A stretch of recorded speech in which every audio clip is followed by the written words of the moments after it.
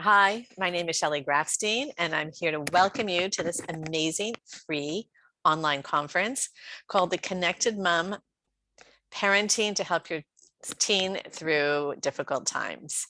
And I am so lucky to be interviewing Rebecca Sigala, who I just met online a few weeks ago. And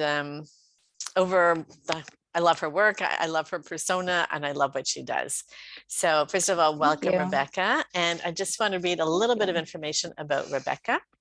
So pardon me while I move my eyes away from the screen. Okay, Rebecca Sigala is an internationally recognized boudoir photographer, self-love activist, and body image coach for women. Through her artistic and intimate, I can't read my own writing. Sorry, I apologize. Okay, how do I pronounce this word? Portraiture.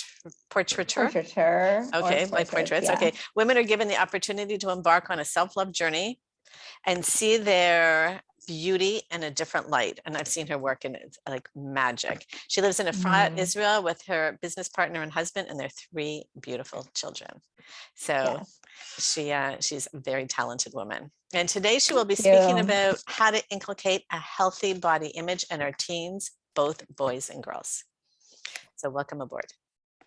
Thank you. I'm really looking forward to this. Thank you for having me. Thank you. Okay, so my first question is, how did body image get so skewed over the last 30, 40 years? I used to be anorexic and bulimic, and I know the fashions, like in the 50s, it was very voluptuous. In the 60s, it was twiggy. In the 70s, it was athletic. In the 80s, it was butts, and then skinny, and like we can't keep up. There's always something new, something trendy in the way that our bodies should be, right? I don't know how it became that way, but I think it's always been that there is an ideal body type that is desired, is idealized, and like you said, it's changed so much over the years.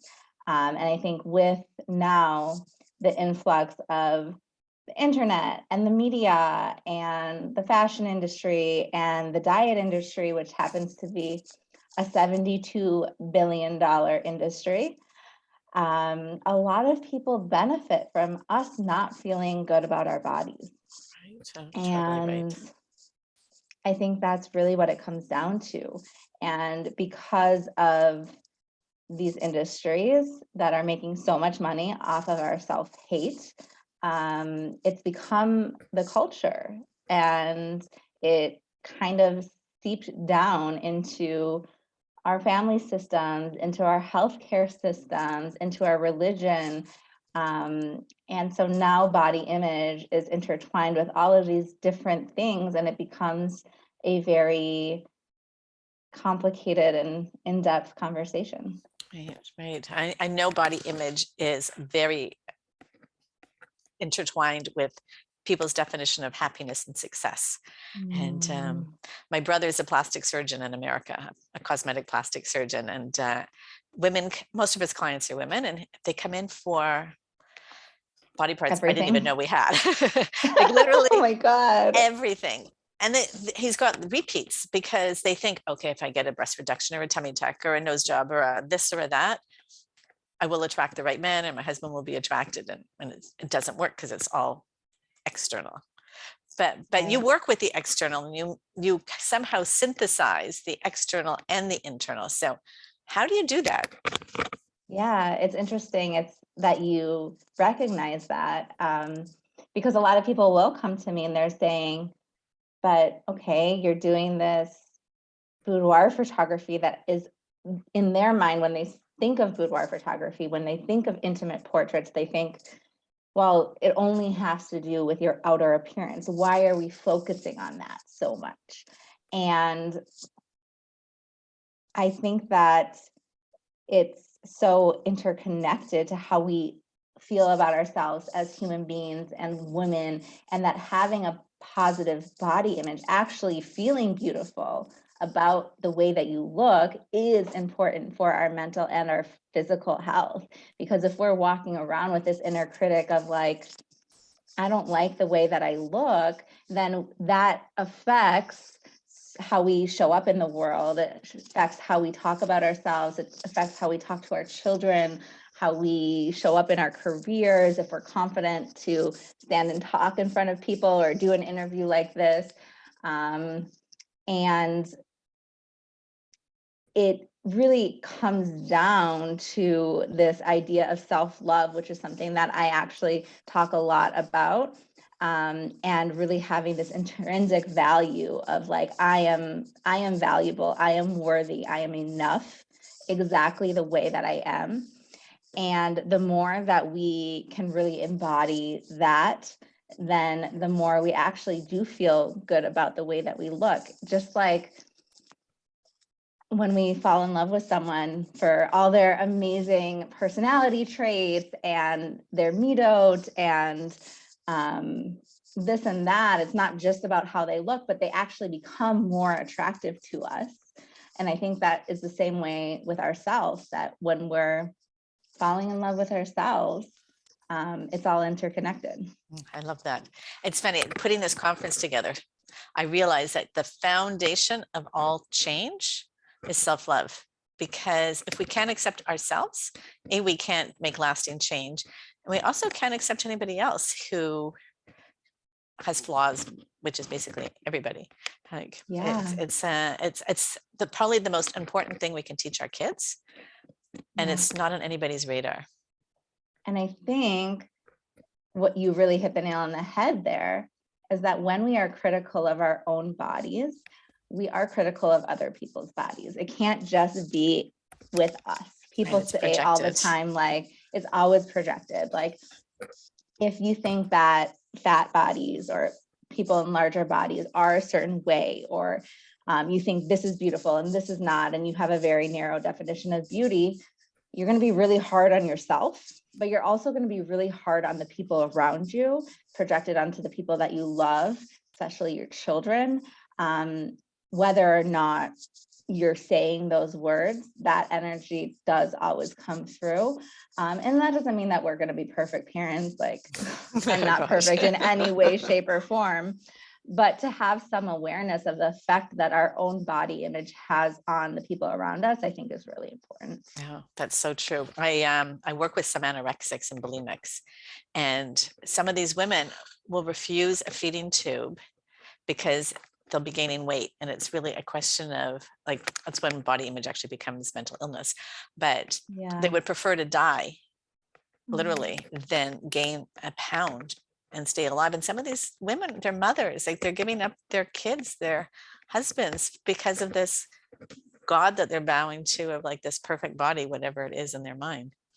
It's so heartbreaking. But yeah, like you said, it does become a mental illness.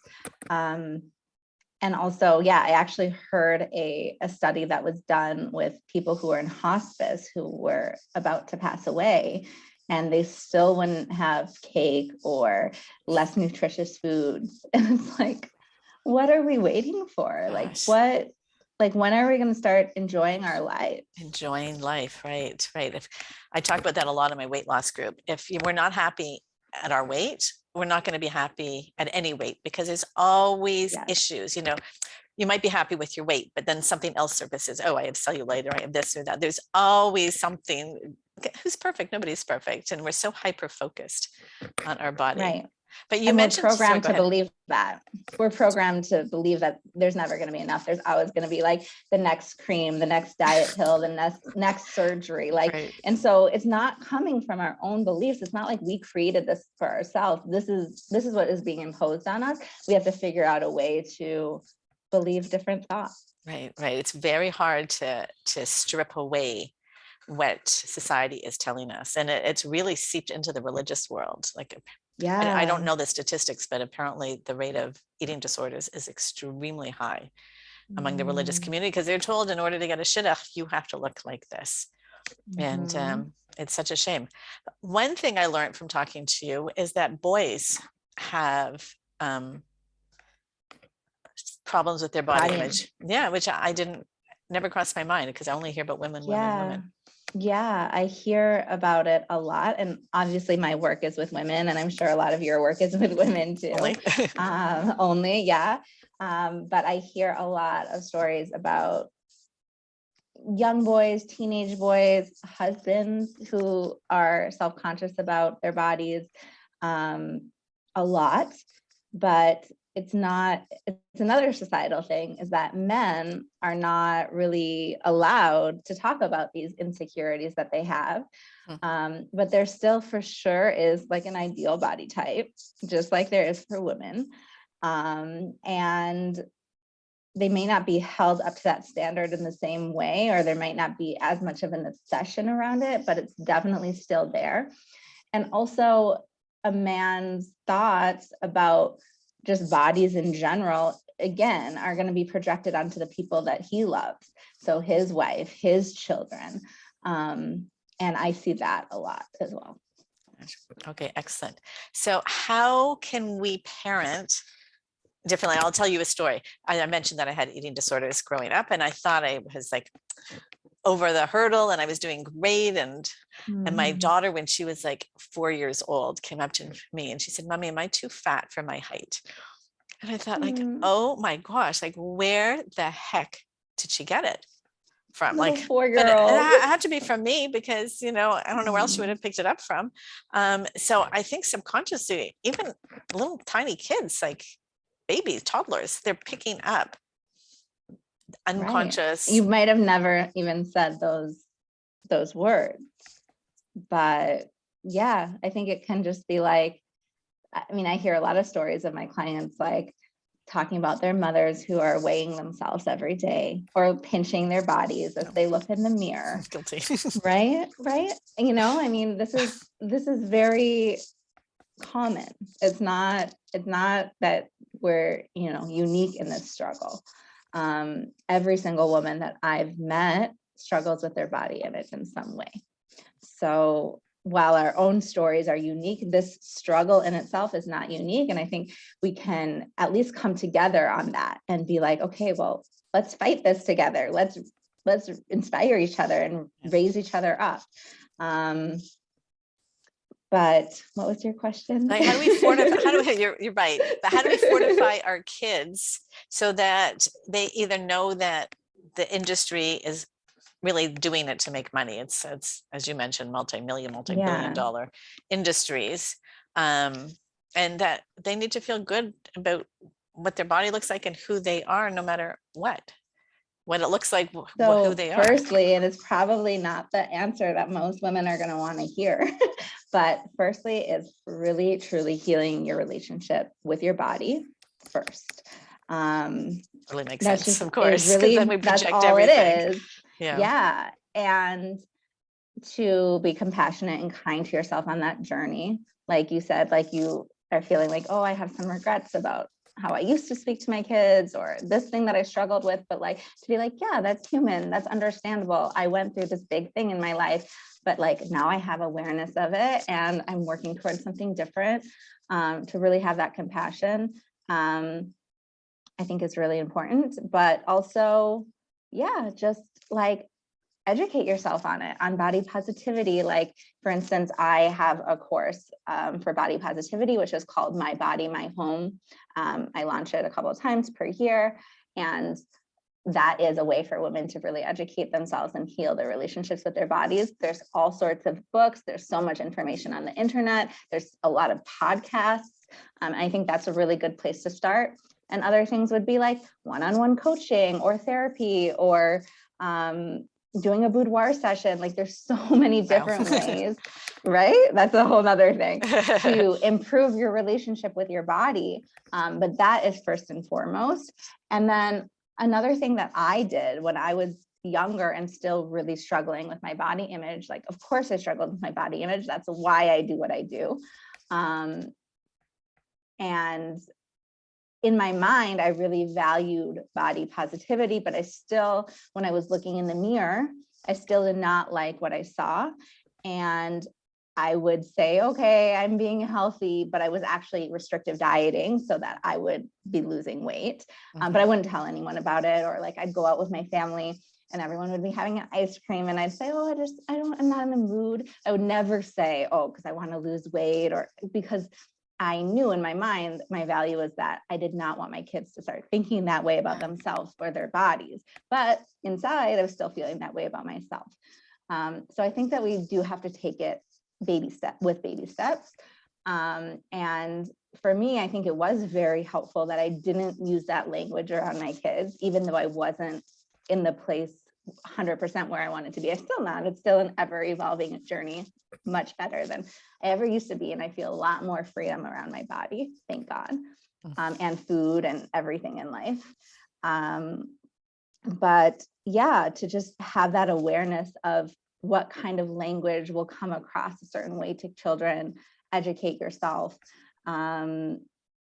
compliment your child, don't restrict food, don't talk about dieting, or if dieting comes up, have conversations about it, but be aware of the dangers of it and the dangers of eating disorders and things like that, and just take it step by step. That would be my advice. Love that. I know in the Jewish world, I don't know what it's like outside the Jewish world, but food and love are like intertwined. My mother, who was a fantastic cook, wrote a cookbook called Cooking to Saint I Love You. So if you didn't eat her food, it was like a rejection of her. Oh, yeah, such a Jewish thing, right? But how there's a fine line between not limiting your kids' food, which you don't want to do because it sets up this whole cycle of deprivation and which never works. But there's also the rate of obesity among Haredi people is the highest rate of obesity in the world right now. Or this is like from a few years ago. So I never heard that. So yeah, Mishpacha magazine, when I used to get it, so the average person on Shabbat, I hate counting calories, but it's just a benchmark. It's like over 6,000 calories. Which, and then, whatever, I don't want to bash Haredis, but it's because I was Haredi when I came to Israel. But it's a lot of, like, you just think all the holidays at Shabbat, everything is focused around food, and it's not like a big green salad and chicken broth. It's like things. So how do we separate a healthy image and the guilt of not participating and loving your body? So, like it's very intertwined. It is all very intertwined, but I don't think that, I know for a fact that having a positive body image is actually a motivator to care about your body, to really love your body, to want to eat nutritious food, to want to move, because you have this value of like, I am worthy and I am enough the way that I am. And actually what is making us gain weight and maybe not be living as healthy lifestyles, which is not necessarily connected. I think that definitely, I do believe in this idea of health at every size, and that, people can really have healthy lifestyles at every size. Different sizes are totally amazing and okay and acceptable. And I know people in larger bodies that are super healthy and people who are in smaller bodies who are not. So like, that's just, you can't just kind of look at it in like a black and white kind of way. But I do think that this having a poor body image, counting calories, dieting all the time is actually leading to weight gain in the long run. Yo-yo dieting is proven to make you gain weight over time, and it's actually damaging to your health. So the fact that we're so focused on becoming thin for thin sake, not for healthy sake, is actually making us unhealthy. And you could be on a diet and restrict yourself and maybe lose a few pounds, but then you're going to gain it all back, or you're going to restrict your food in the morning and then at night you're going to binge. So like, why are we dieting? Why are we like forcing ourselves into this situation that is just truly physically and emotionally not healthy? So I think that it's a more of a holistic view of health, that yes, of course we should move and eat nutritious food, but like, also, yeah, let's enjoy a cupcake. Let's Everything. enjoy ice cream. Let's enjoy these things. Let's not restrict them, because then they become forbidden and they become more desirable. That's Right. the way that our brains work. Yeah. And sometimes people are born in larger bodies, and that is their genetics, and they can live totally happy, healthy lives. So I also do want to point that out, that it's not that if you're fat or if you're large, that you're unhealthy or you're bad. Oh, I'm so happy you said that. Yes, this bad label is pervasive on body sizes, and it's so sad. It sends such a horrible message. But if there's one bit of advice, like one step for women listening to you today, what's the first baby step that they can do? So I always say that the first step is awareness. Something that is really helpful and has been helpful for me and my clients in the past is to write a letter to our body, and just to write, "Dear body," and let the words flow. It could be a gratitude letter, a love letter. It could be what you're angry about. It could be just pouring out all of your emotions, and see what comes up for you.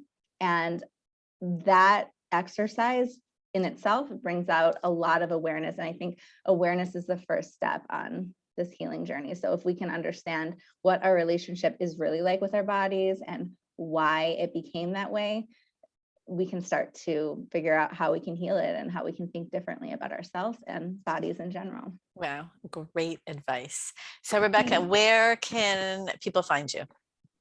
So where can people find me? I have an Instagram, which I'm pretty active on. I do stories throughout the day and reels and all that fun stuff.